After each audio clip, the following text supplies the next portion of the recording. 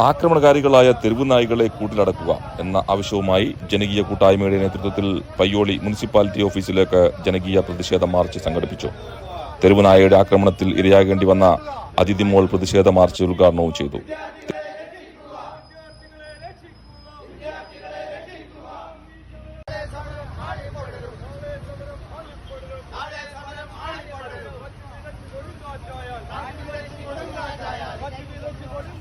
ആക്രമണകാരികളായ തെരുവുനായകളെ കൂട്ടിലടക്കാൻ അടിയന്തര നടപടി സ്വീകരിക്കണമെന്നും ഇതിലും പരിഹാരമില്ലെങ്കിൽ തുടർന്ന് ശക്തമായ നടപടികൾക്ക് നേതൃത്വം നൽകുമെന്നും പ്രതിഷേധ മാർച്ചിൽ ജനകീയ കൂട്ടായ്മ മുന്നറിയിപ്പ് നൽകി.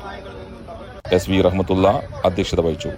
നഗരസഭാംഗം Cheriyav Suresh Babu, Kamala CT, MP Bharathan, KT Shibu, MT Nanu master, AV Balakrishnan, Dhofar Ashraf, Iringal Anilkumar, PV Sajith, SV Saleem, Bineesh MT, Sudheesh Kumar, CP Shamoj K, Bijeesh Shalabham, Ahammad Kareem, Farsvees Kottakkal തുടങ്ങിയവർ സംസാരിച്ചു.